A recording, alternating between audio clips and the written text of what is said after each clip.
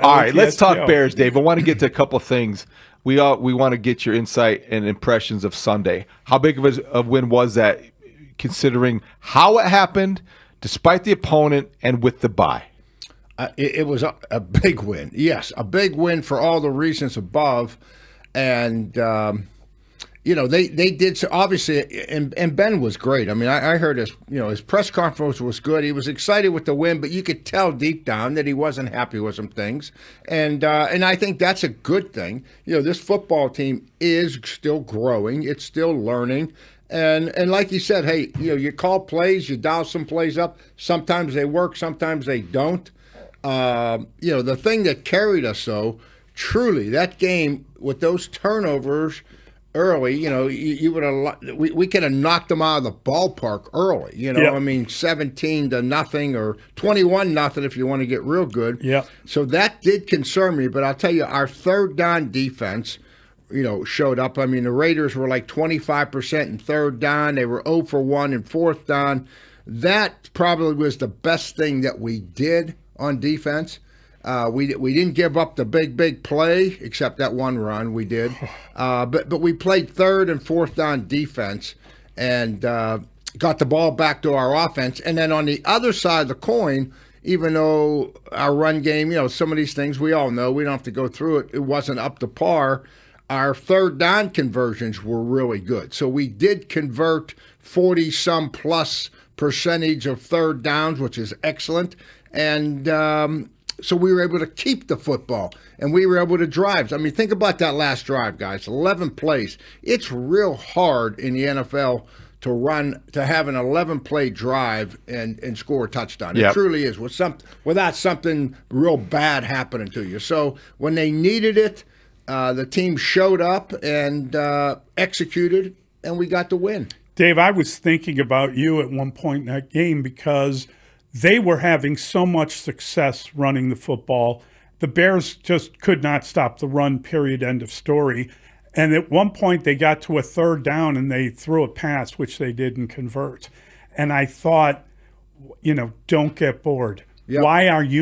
Why have you stopped running the ball? If you have that kind of success, why, in the name of God, would you ever change? Would you ever try anything? It doesn't matter what your game plan says or how you mapped it out back when you were putting the game plan together.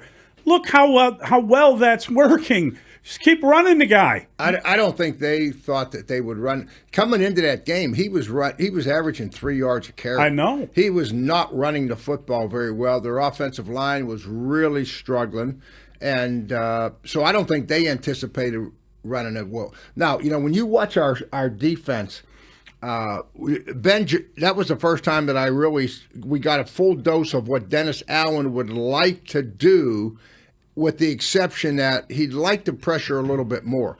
But the guys at the line of scrimmage, majority of the time there were 5, 6, 7 guys at the line. I mean, the first pressure we had, Brisker was lined up on the outside on the line of scrimmage, and on the snap, the end went outside and he looped all the way underside.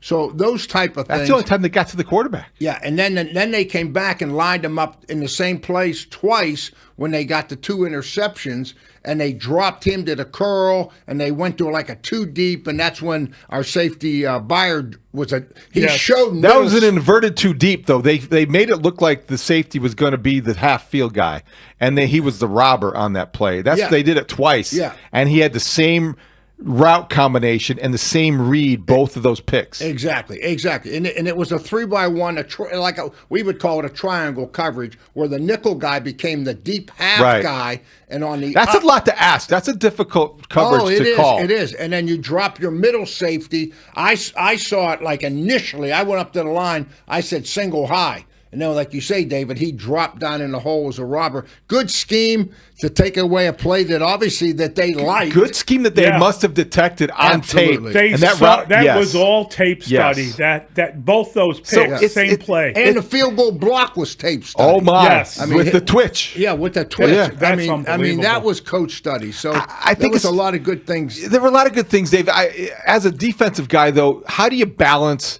4 takeaways second week in a row? So you're getting the ball and making things happen. But You're last in the league in run defense. Yeah. How do you feel? You know what's going to happen this week? What? Next week, you're going to see Brisker in the box? Down in the box. That's what he wants. He's going to come down in the box. I'm not saying blitz down in the box, but he's going to end up being. They miss Grady Jarrett too, though, and T.J. Edwards, safety linebacker. But God, Edwards, I have a tough. Yeah, Edwards is their best linebacker in my opinion. Because boy, I mean, we saw a lot from the linebacker from Tremaine Edmonds the week before. He had a terrible game. He was behind it. Taking wrong angles, bad instincts, and it just did not get anywhere near the ball carrier. No. Edwards will really help them that way. But, their defensive linemen, it's a little bit of a mystery because, between Billings and those guys are big, strong guys, and they're playing hard. Billings moved the pile on 3rd and short.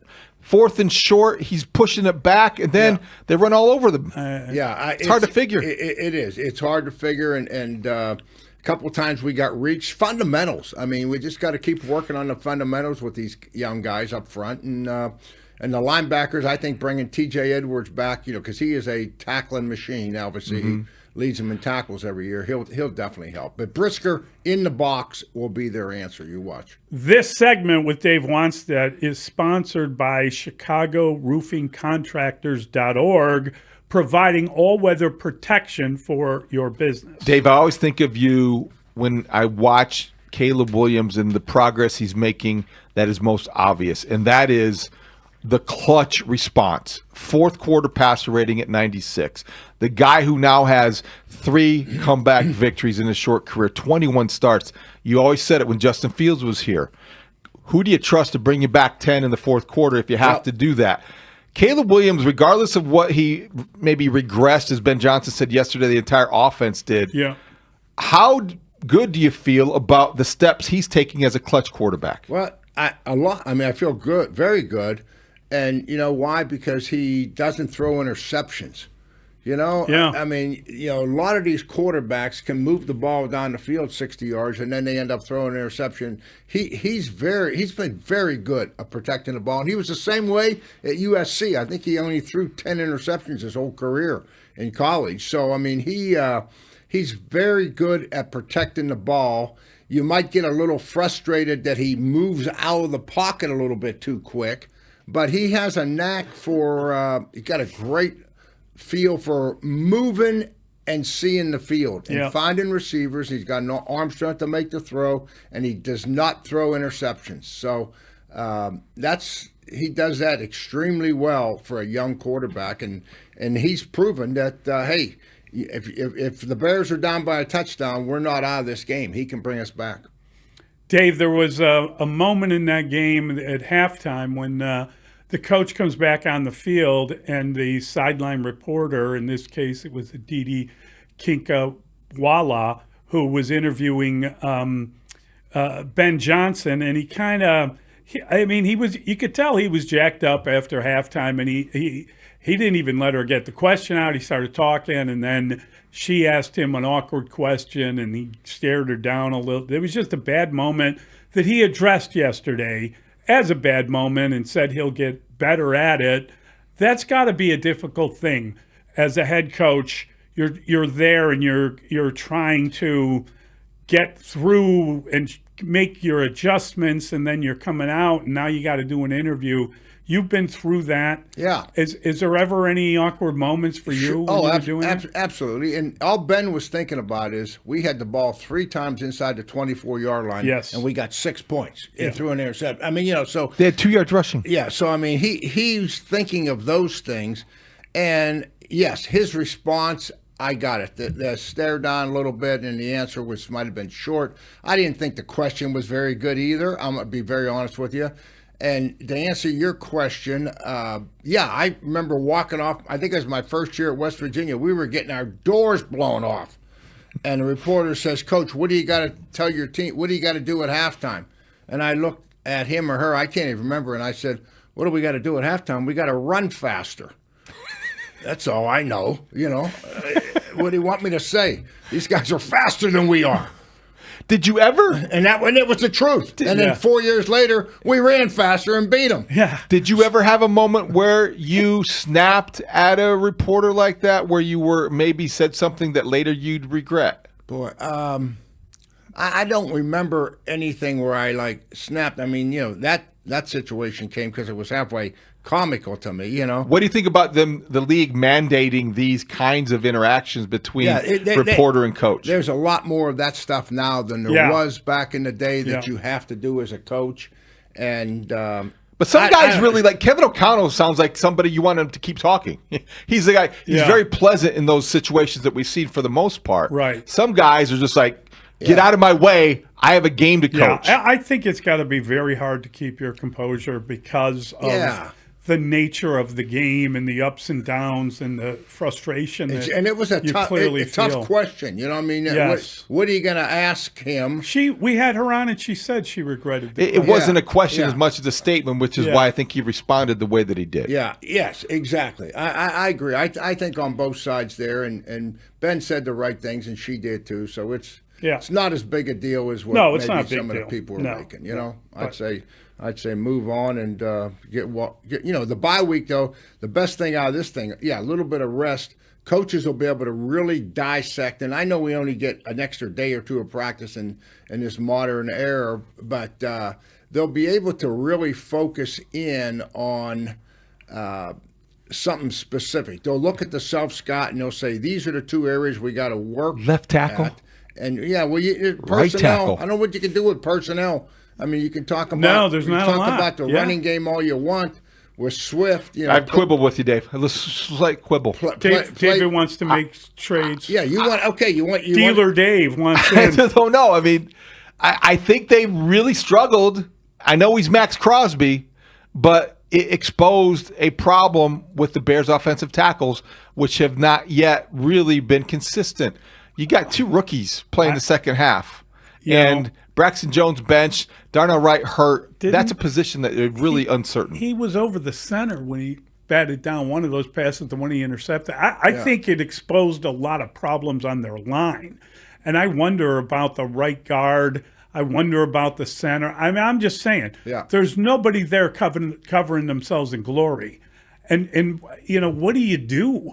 I don't. You're right. You can't redraft the team, we're going to score points, guys. Yes. Do we need to get better? I agree, running the ball. But as long as Ben continues handing the ball off, the way we're going to score points, just close your eyes and think of Detroit. Play action pass off of the run. Yeah. Play action pass off of the run. We haven't seen that very much yet, guys. We haven't seen those receivers catching in stride very often and just run. You know what I mean?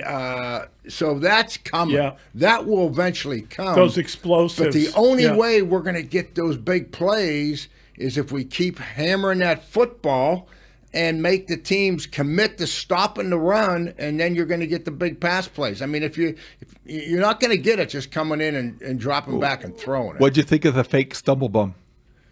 I would agree with Ben. I mean, you might have been forcing that stuff a little bit too much.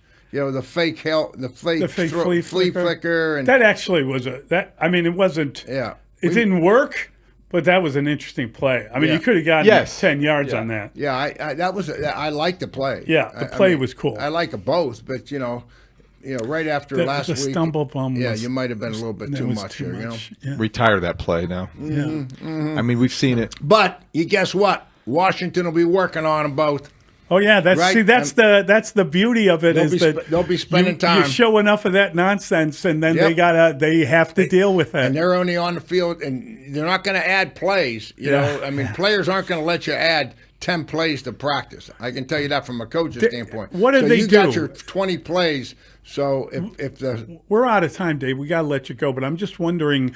Back in the day, you could run like a training camp practice during the bye week. You can't do that now, obviously. No. So what do? You just work on self-scouting and the coaches meet and you... Absolutely. You come out and I think you pick 2 or 3 phases that you want to really focus in on and say, hey, let's get an extra period in the red zone, or let's get an extra period with whatever it is, third down runs or pass, and you focus in and you pick up a few extra reps there. That's for the most part, and then come back, and you'll get it where you get an extra day too. Is they'll be back in there next Monday, I assume, and they'll be right on Washington, so that you'll pick up an extra good day there, healthy, good mindset, coming off a win. Getting ready to go get a win on Monday Night Football. And everybody wants to play Monday Night Football. Great stuff, Dave. Thanks, Dave. All right, guys. Enjoy the Cubs. That is Coach Wannstedt.